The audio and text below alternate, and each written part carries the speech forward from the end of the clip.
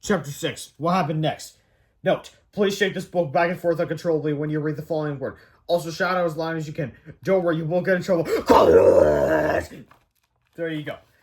Chapter 6.5. Chapter 6.5. Here comes the goop. A giant wave of green goop crashed through the cafeteria doors and splashed down the hall, swallowing everything in its path. Book bags, bulletin boards, lunchboxes, code racks, trophy cases. Nothing could stand in the way of the gigantic green glob of goo. It traveled down the north, east, and west wings of the school, covering everything from the drinking fountains to the text on this page. It squished into lockers and squashed down the stairs. It billowed into bathrooms and balled into... It wasn't long before the green goo began spilling out. It wasn't long before the green goo began spilling it into all the classrooms. Uh-oh, said George. Something tells me the lunch ladies made more than just one batch of Mr. Krup's crispy crumb cakes. But that was their idea, not ours, cried Harold. Speaking of ideas, said George, I've got a good one. What? Thanks, Harold. Right, cried George. Chapter 7, The Wrath of the Cafeteria Ladies. The next afternoon, as cleaning crews sorted through the sticky green hallways and sticky green classrooms, the cafeteria ladies had a meeting with Mr. Krupp in his sticky green office. But it wasn't even my birthday, cried Mr. Krupp. We know you had nothing to do with this, said Mr. Crean. We think it was those two awful boys, George and Harold. Well, duh, said Mr. Krupp, rolling his eyes. Of course it was George and Harold, but do you have any proof? Proof, said the lunch ladies. Why, George and Harold are always playing tricks on us. Every day they change the letters around our lunch sign. They put pepper in the napkin dispensers and unscrew the caps with those salt sinkers. They start food fights. They go sledding on our lunch trays. They make everybody laugh so the milk squirts out of their noses. And they're constantly grading these awful comic books about us. Chapter 8. Kevin Underpants and the Night of the Living Lunch Ladies by George Beard and Harold Hutchins. Oh, I can't turn the page. Kevin Underpants and the Night of the Living Lunch Ladies. Short by Trivia Pictures by Harold Hutchins. Late one Friday afternoon, the lunch ladies were cleaning out the cafeteria. There's lots of half-eaten food in this trash barrel. Well, pour it in and we'll serve it again next week. Waste not, want not! But while they were working, the janitor accidentally locked the school for the weekend. The lunch ladies were trapped inside. Help! They were forced to eat their own food to survive. Past the lips and over the gums. Look out, Tubby, here it comes! When the janitor returned on Monday morning, the lunch ladies were dead, victims of their own cooking. Whoopsie daisies. The janitor took the dead lunch ladies up the hill to bury them. Buried dead stuff here. This looks like a good place. But it wasn't! Warning, this hill is haunted. Whatever you do, don't bury dead stuff here. Crash! Wait, is this next page? Yes.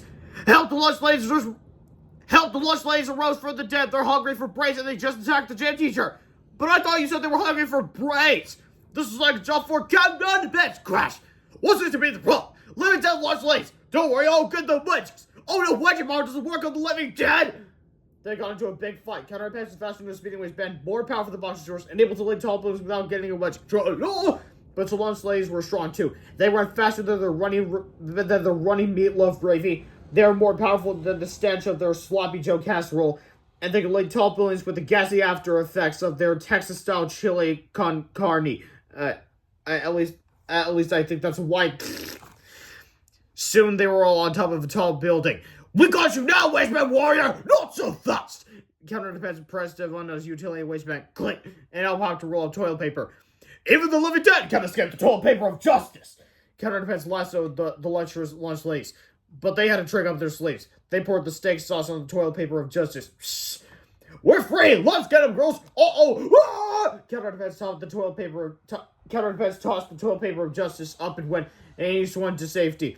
Clunk, splat, goosh! The lunch ladies weren't so lucky. Away from Captain Underpants! Oh! Chapter 9, Quitting Time.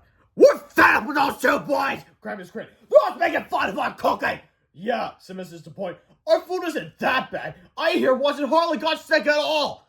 Well, I can't punish them if we don't have any proof, said Mr. Crumb. Fine, said the lunch ladies. Then we quit! Ladies, cried Mr. Crumb. Be reasonable. You can't just quit on such short notice. But the lunch ladies didn't care.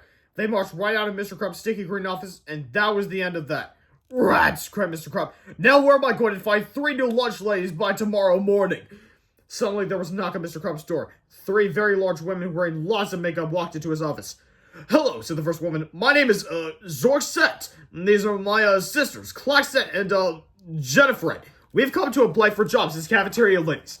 Wow, said Mr. Crumb. Do you have any experience? No, said Claxet. Do you have any credentials? Asked Mr. Crumb. No, said Zorset. Do you have any references? Asked Mr. Crump. No, said Jennifer Wright. You're hired, said Mr. Crump. Wonderful, said Jennifer Wright. Now our plan to take over the world, our plan to feed the children healthy, nutritional meals is underway.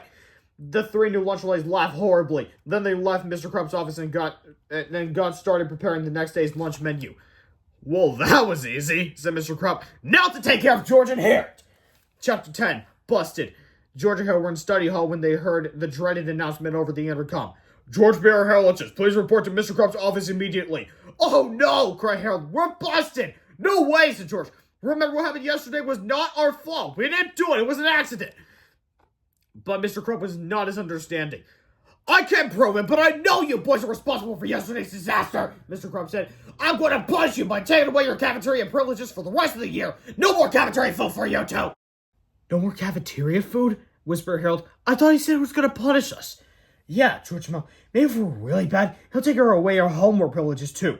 I heard that! Screamed Mr. Crump. From now on, you boys are going to have to pack your own lunches and eat in my office so I can keep an eye on you. Rest, said Harold. But we didn't do it, George protested. We didn't do it! Too bad, Bob, said Mr. Crump.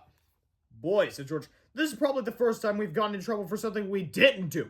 Unless you count all the times we didn't do our homework, said Harold. Oh yeah, laughed George.